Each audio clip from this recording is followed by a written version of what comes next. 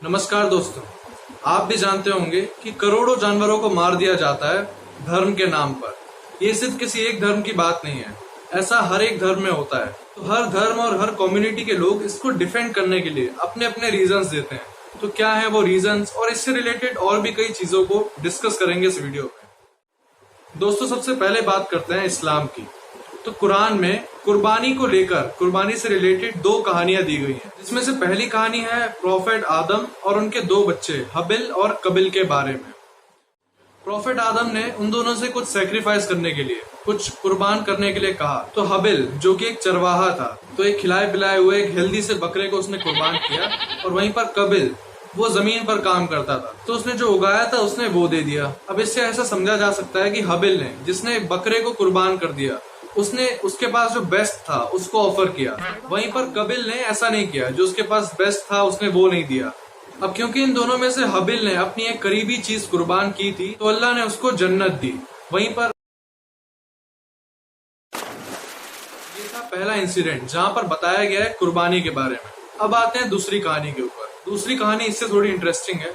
दूसरी कहानी है इब्राहिम और उनके बेटे इस्माइल के अल्लाह की तरफ डिवोशन की, भक्ति की। तो इस्माइल यानी कि बेटा जब चलने फिरने के लायक और अपने पिता के साथ काम करने के लायक हो गए थे, तो उस समय इब्राहिम यानी कि उनके पिता के सपने में अल्लाह आए और उन्होंने कहा कि अगर उनको अल्लाह के पास आना है तो उन्हें उस चीज की कुर्बानी करनी पड़ेगी, उस चीज का बलिदान करना पड़ेगा जो उनके सबसे करीब है।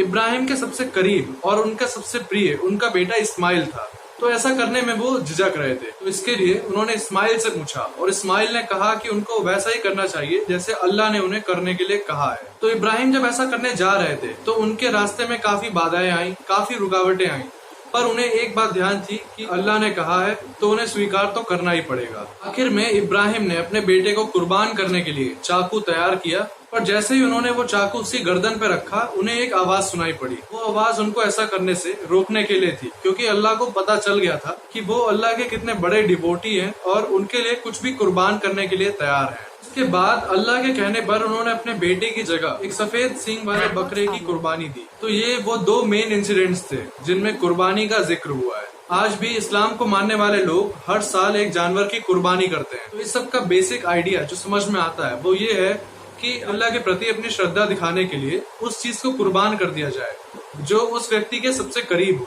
तो इसी हजारों साल पुरानी प्रथा को मानते हुए आज भी हर साल करोड़ों जानवरों को मार दिया जाता है या कुर्बान कर दिया जाता है।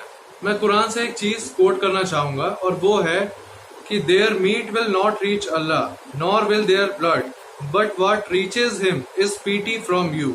तो अल्लाह के लिए अपना समर्पण दिखाने के लिए, अपना श्रद्धा भाव दिखाने के लिए हर साल इसी चीज को दोहराया जाता है। तो इसको लेकर इरफान खान, जो कि बॉलीवुड एक्टर थे, उन्होंने एक स्टेटमेंट दिया था जिसको लेकर काफी कंट्रोवर्सी हुई थी। अरे यहाँ क्या हुआ है कि जो भी जितने रिचुअल्स हैं, जितने फेस्टिवल्स हैं, हम उनका असल मतलब भूल गए। हमने उनको जो है तमाशा बना दिया है। इसके दौर में अगर आप बाजार से दो बकरे खरीद लाए और आपका उससे कोई लेना देना नहीं है, तो वो कुर्बानी कहाँ हुई? और ये सोचने की बात है, एक कॉमन सेंस। हर आदमी अगर अपने, जो आदमी कुर्बानी करता है, हर आदमी अपने दिल से पूछे कि किसी और की जान लेने से उसको कैसे सवाब मिल जाएगा,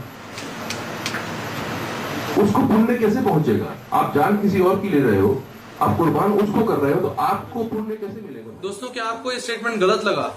अगर आपको ये गलत लगा है तो आपको एक बार फिर से सोचने की जरूरत है कि आप 21वीं सदी में रह रहे हैं और क्या आपको अपना श्रद्धा भाव दिखाने के लिए किसी जानवर की जान लेने की जरूरत है। अब बात कर लेते हैं हिंदुइज्म की। तो गोरखपुर में एक मंदिर है जिसमें मीट चढ़ाया जाता है। इसके अलावा दिल्ली में भी एक मंदिर है जहाँ पर शराब भी चढ़ाई जाती है। तो हम जानवरों को मार रहे हैं, हम मंदिरों में शराब चढ़ा रहे हैं, क्या ये लॉजिकली ठीक है?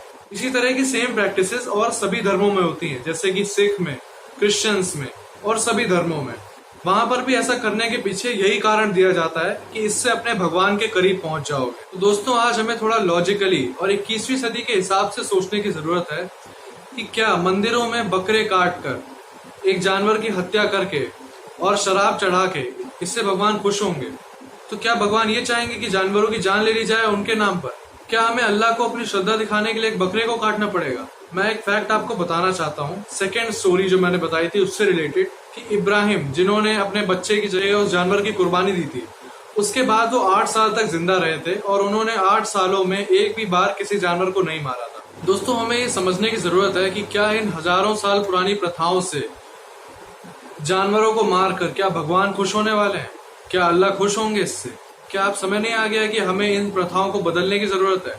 मेरे ख्याल से समय आ गया है कि अब इस प्रथा को बदला जाए। आपकी क्या राय है? आप कमेंट्स में जरूर बताइएगा। ये तो बात हो गई रिलीजियस एस्पेक्ट पे। अब आते हैं हेल्थ पर, कि हम जानवरों को मारकर खा रहे हैं, उससे हमारी हेल्थ पर क्या असर पड़ता है। एक डाइट जो कि एनिमल प्रोटीन रिच हो, उसको खाने से हमारे लिवर में फैट बढ़ने लगता है, जिससे कैंसर जैसी बीमारी भी हो सकती है। इसके अलावा मीट को खाने से कई और सारी बीमारियां भी होती हैं, जैसे कि हार्ट डिसीजेस होती हैं, डायबिटीज, कैंसर का रिस्क बढ़ जाता है। ये हमारी बॉडी को एंटीबायोटिक रेजिस्टेंट बनाता है। इसका मतलब ये है कि बीमार पड़ने पर हम जो दवाई ले रहे हैं ये उसके खिलाफ काम करेगा, दवाई के खिलाफ। जल्दी मरने के चांसेस को भी 5 से 7% तक बढ़ा देता है। इसके साथ ही दोस्तों, एक फैक्ट आपको बताना चाहूंगा कि हर रोज लगभग 20 करोड़ जानवरों को मारा जाता है, और इसमें अगर हम जंगली जानवरों को और मछलियों को, यानी कि सारे जितने भी जानवर होते हैं उन सबको इंक्लूड कर लें, तो हर रोज 300 करोड़ जानवरों को मारा जा रहा है। अब दोस्तों, बात कर लेते हैं कि जानवरों को मारने से एनवायरनमेंट पर क्या असर पड़ता है। तो वो जानवर जिनको मारा जाता है, वो जो एक्सक्रीट करते हैं, उससे दुनिया के टोटल मीथेन एमिशन का 15 से 20% एमिशन होता है। इसके अलावा इससे ग्लोबल वार्मिंग बढ़ती है, इससे ग्रीन हाउस गैसेस का एमिशन वो काफी ज्यादा बढ़ जाता है। एक और चीज मैं बताना चाहूंगा, वो ये है कि एक वेजिटेरियन डाइट को तैयार करने के लिए 1000 लीटर से थोड़ा ज्यादा पानी यूज होता है। वहीं पर एक मीट बेस्ड डाइट बनाने के लिए 15,000 लीटर से भी ज्यादा एक दिन का। तो ये था दोस्तों आज का वीडियो। आप अपने थॉट्स कमेंट करके जरूर बताएं। अगर ये वीडियो आपको अच्छा लगा हो तो इसे एक थम्स अप दें, एक लाइक दें, शेयर जरूर करें। और अब मैं चैनल पर लगातार वीडियोस डालता रहूंगा, तो सब्सक्राइब करना ना भूलें। धन्यवाद।